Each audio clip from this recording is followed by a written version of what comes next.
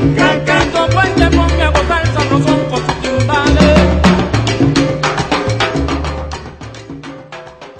The founding executive director for the Greenlining Institute, which is he, through and his team, were responsible in his 20-year tenure plus at Greenlining for bringing, and get this, listen to this, for bringing over $2.4 trillion with the T dollars back into our community through negotiated agreements that he had with financial institutions across the country. Can we give John a round of applause for that? John led a group of nonprofit organizations to Washington, D.C. almost every year. And we met with the top officials, the leader of the FCC, the leader of the SEC, the Securities and Exchange Commission. And we had sit down across the table, small group discussions with these individuals. Good promoter sets up matches with the very best. Ben Bernanke's, Alan Greenspan's. John's helped minority leaders throughout the state to sit across the table, from the presidents of AT&T, Wells Fargo. That's what he does. He puts people together, and he gets actions, and his results are amazing. The $2.4 trillion that he was able to bring back into our communities in his 20-year tenure at Greenlining by itself is an amazing achievement, but it's not all he's done. And what I've done is I've asked John to share a little bit about his vision for what his next venture is. And with that, I would like to go ahead and recognize John with a Promotor Award. Can we give John a big round of applause, please?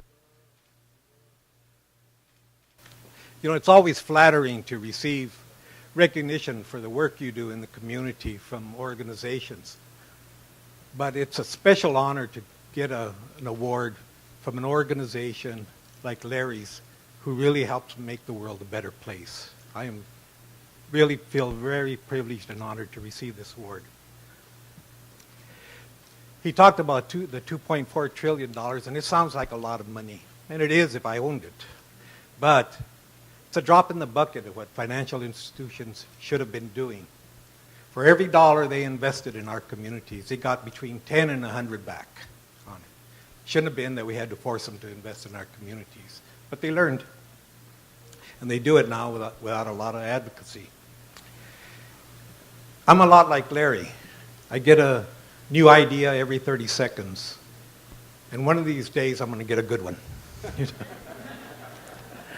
Larry's asked me to talk about the next project, the next issue that we're beginning to work on, Larry, myself, and a lot of other organizations. America has long been the envy of the world because of its middle class and the growth of the middle class here. And the growth of the middle class here came a lot because of the investment the country did in subsidizing and making home ownership available to a large part of our population.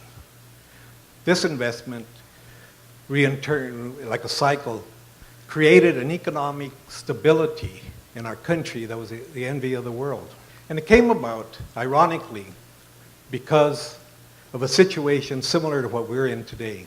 Right after the Great Depression in the 1930s, the federal government introduced new programs and new organizations or new agencies that subsidized home ownership. And it was extremely successful. By 2000, 74% of white families in this country owned their own home. And this home ownership contributed to our economic stability. Unfortunately, it didn't extend to the non-white families in our country. 2000, only a little over half of non-white families owned their own homes. And the only reason this came about was because of organizations like this one and others who advocated and pushed the civil rights and fair lending laws and forced the government to implement them and to do what was necessary.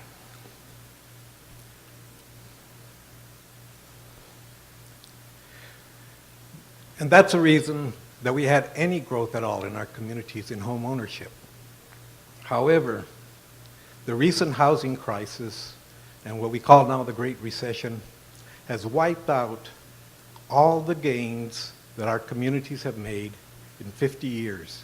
In 2.5 years, we lost the assets that were gained in those 50 years. Blacks have 160% greater foreclosure rates than whites. Latinos have 194% greater foreclosure rates than whites.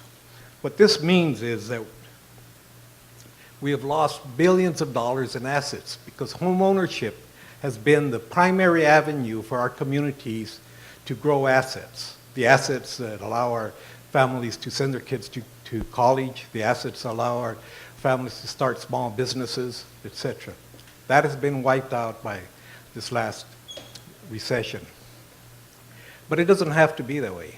We can do something, and that's what we're going to attempt to do, something about this in a new program. We call it a new Marshall Plan. All of you are too young to remember the original Marshall Plan. But the original Marshall Plan was a plan that was produced by Canada, the United States, to help rebuild Europe after World War II. Europe was devastated and bombed out all the major cities. In Germany alone, there were 5 million homes lost. People were living the best they could in craters and under leftover buildings and under bridges, etc. It was devastation in all major cities. The Marshall Plan put together the investments to change that. In 4 years, they took communities that were devastated and made them into thriving communities. So we're trying to take that kind of effort, we call it a new Marshall Plan, and to introduce it back into this country, and in particular it started in California. We began the end of 2011 with a preliminary meeting of selected leaders. We had it at the Federal Reserve in San Francisco, and most of the major financial institutions came, and so did most of the regulators and many community leaders. That group decided to start looking at what could be done to turn this situation around. We followed this up with a housing symposium put together by the Greenlining Institute, where 100 interested leaders and government leaders and community leaders and financial leaders would attend. The attendance was over 200. We had to turn away many people that came.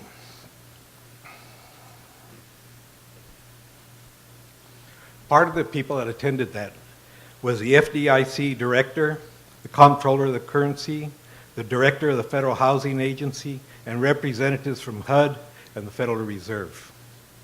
So there's interest out there on it. But it starts here in the community. We need to hold our legislators, our policymakers, and our regulators accountable for starting to make the changes that are necessary to implement a new Marshall Plan. And I think with your help and with Larry's help and others, we can make it happen. We have just right now contracted for a research and position paper by some professors out of UC Berkeley that'll soon be available, that'll give the history of housing, how it made America great, how it only made it great for a few, or for most and left out a few, and how we can make it great again on it. And those of you, I hope, will look forward to that paper, and we'll make sure we'll make it available to you. Thank you.